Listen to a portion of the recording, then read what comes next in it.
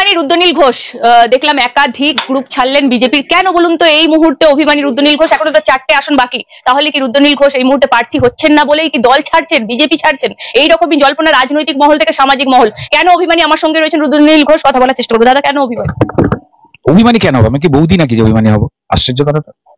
আমার একটু খারাপ লেগেছে, তবে ডেফিনেটলি এই খারাপ লাগাগুলো তো একটা মানুষের গণতান্ত্রিক অধিকার।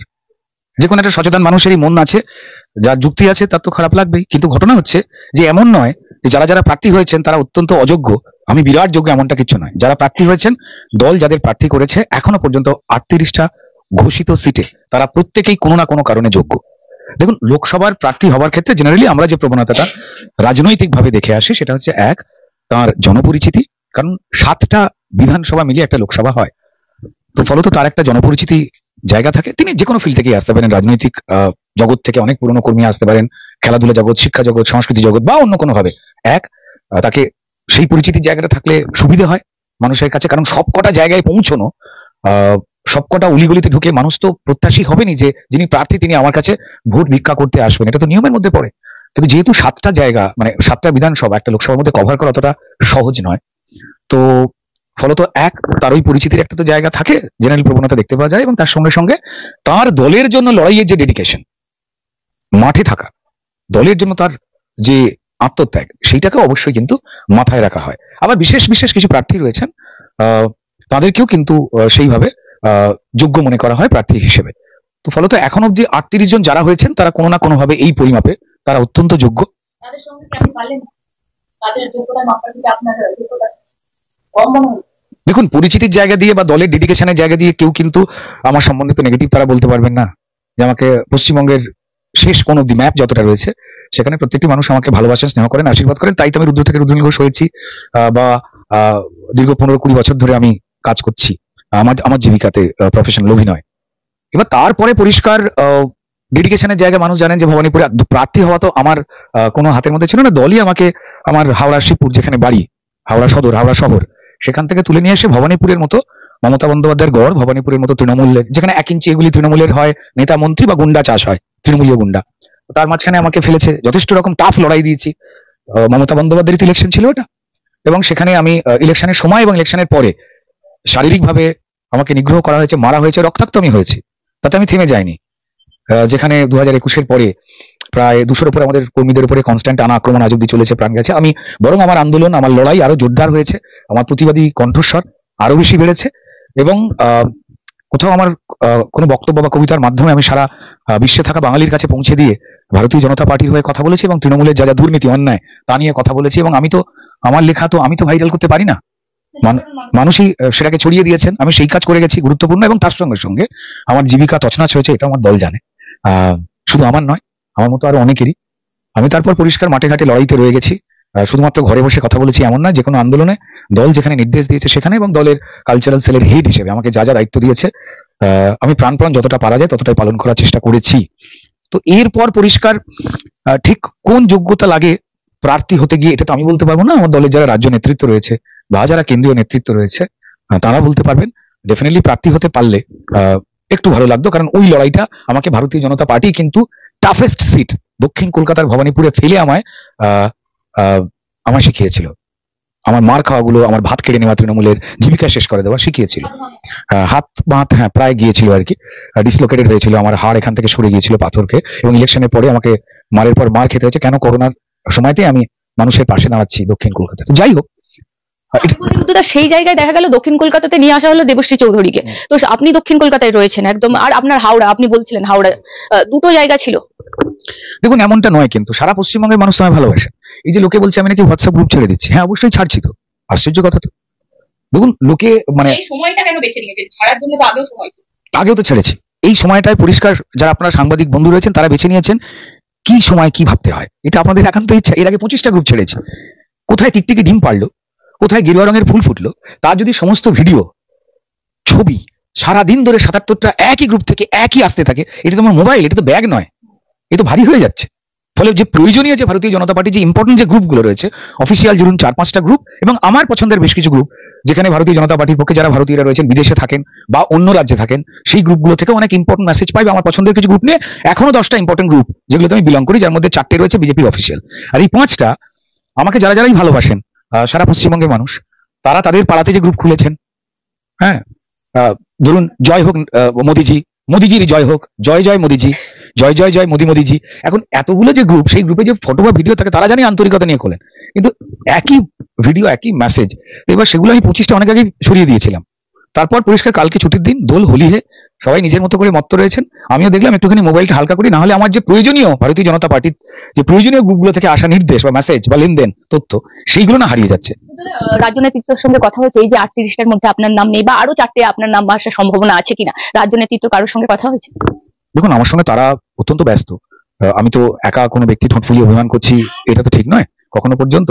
আমার একটু মন খারাপ হয়েছে, অবশ্যই বলতে পারি, যে এমন এমন সিট রয়েছে যেখানে পরিষ্কার আমাকে প্রার্থী করলে, যেখানে আমি লড়াই দিতে পারবো, সেরকম জায়গাগুলো যেগুলো রয়েছে, না আমি সেগুলো নিশ্চয়ই আমি এখানে বলতে চাই না। তো সেই রকম জায়গা থেকে যদি দিত, মজা লাগতো লড়াই করতে। কারণ এই দলই তো শিখিয়েছে যে ভোটে নেমে কি করে মার খেতে হয়, ভোটে নেমে কি করে রক্তাক্ত হতে হয়, ভোটে নেমার পরে কি করে জীবন জীবিকা শেষ হয়ে গেলেও তোমাকে ভারতীয় জনতা পার্টির ঝান্ডা কাঁধে নিয়ে দৌড়তে হয়। ভারতীয় জনতা পার্টি আমায় শিখিয়েছে, আমি সেই কাজই করে যাচ্ছি।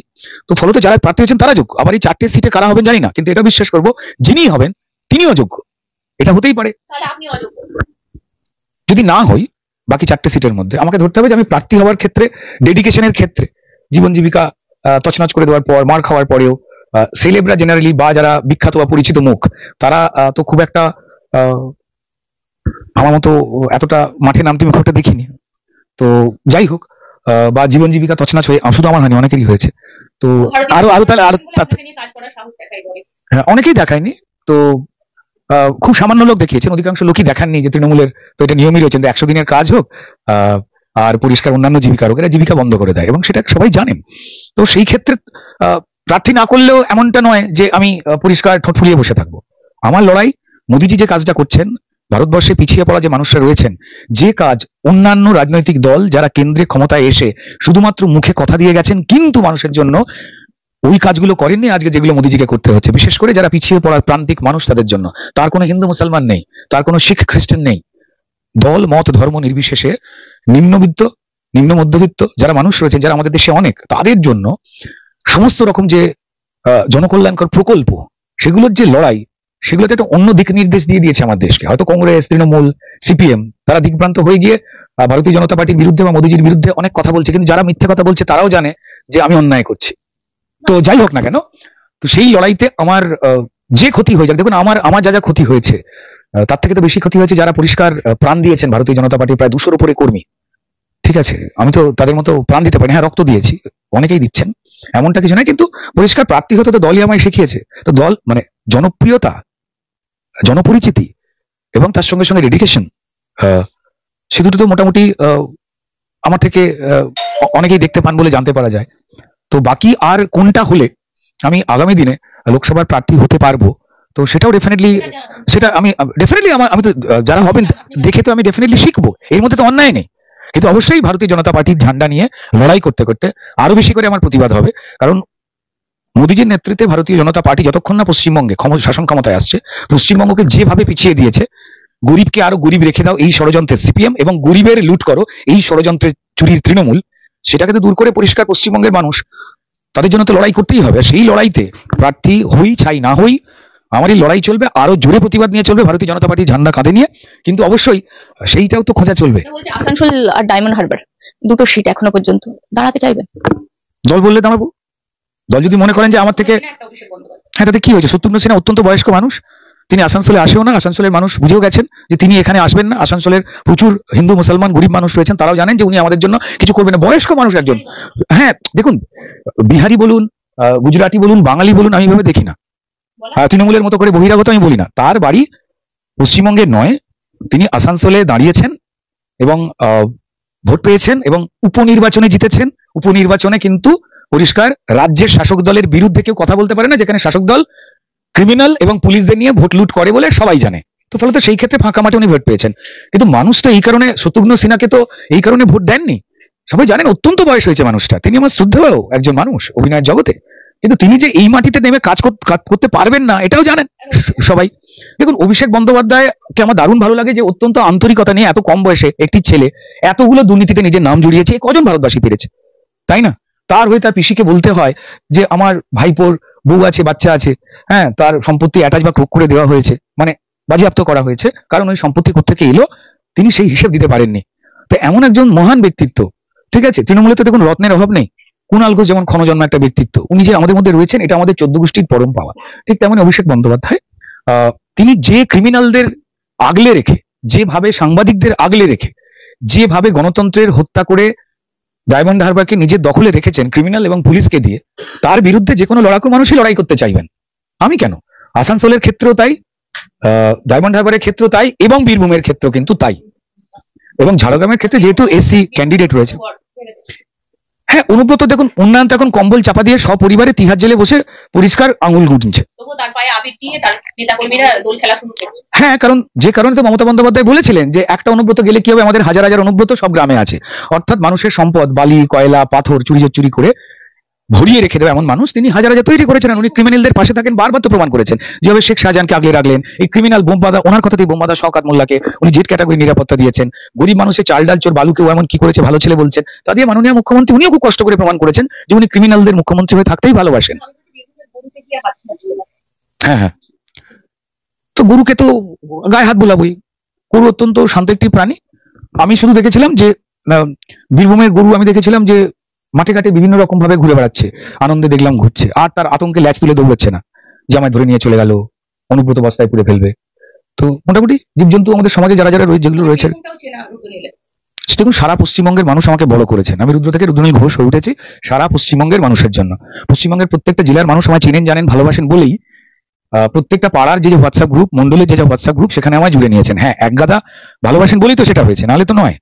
নাহলে আমার লেখা কথা বা কবিতা সারা পৃথিবীর মানুষ যারা বাঙালি রয়েছেন তারা ভালোবাসেন বলেই তো, এটা তো প্রমাণ আমার দেওয়ার দরকার নেই। আমি কেন, আমার দলের রূপা গাঙ্গুলি থেকে শুরু করে আরো বেশ কিছু মানুষ রয়েছেন যারা শিল্প সংস্কৃতির ক্ষেত্রে বা এই দুর্নীতির বিরুদ্ধে তারা আন্দোলন লড়াই কথাবার্তা বলেছেন। আরো অনেকে রয়েছেন, পাপি অধিকারী রয়েছেন, অঞ্জনা রয়েছেন, আরো অনেকে রয়েছেন, অনেক মানুষ রয়েছেন। তো তাদেরও তো লড়াইটা বিভিন্ন জীবিকার মানুষকে নিয়েই তো পরিষ্কার একটা রাজনৈতিক দলের ভাবনা চিন্তা, যাতে তাদের জীবন এবং জীবিকাকে নিশ্চিন্ত করতে পারা যায়। আমাদের এখানে তো পরিষ্কার তৃণমূলের বিরুদ্ধে, দুর্নীতির বিরুদ্ধে কথা বলা হয় বলে যারা থিয়েটার কর্মী রয়েছেন, নাটক কর্মী রয়েছেন, তাদের মারধর করা হয়। যারা সত্যি কথা বলেন তৃণমূলের চুরি দুর্নীতি নিয়ে, সরকারি হল তাদের দেওয়া হয় না। সরকারি কেন? যে রাজ্য নেতৃত্ব কথা বলে রুদ্রনীলের অভিমান কিছুটা কমবে? আমার তো কোনো অভিমান নেই। দেখুন, আমি তো রানুবৌদি নই যে আমার অভিমান হবে, ঠোঁট ফুলিয়ে বসে থাকবো। আমার তো অভিমান নয়।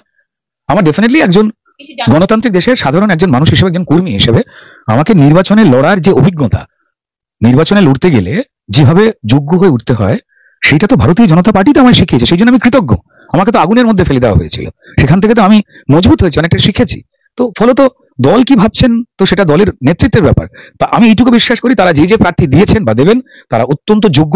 কিন্তু আমি যদি প্রার্থী হই ভালো লাগবে, আর যদি না হই অবশ্যই ভারতীয় জনতা পার্টির ঝান্ডা কাঁধে নিয়ে আমার প্রতিবাদ আরো করা হবে। যেভাবে তৃণমূল আমার জীবন জীবিকা কেড়ে নিয়ে মেরে ফেলার চেষ্টা করেও থামাতে পারেনি, সেই লড়াই আরো চলবে যতক্ষণ না পর্যন্ত পশ্চিমবঙ্গ থেকে এই লুটেরাকে বিতাড়িত করা হচ্ছে, ততক্ষণ পর্যন্ত ভারতীয় জনতা পার্টির ঝান্ডা কাঁধে নিয়ে আমার দৌড়, আমার প্রতিবাদ, আমার লড়াই থামবে না।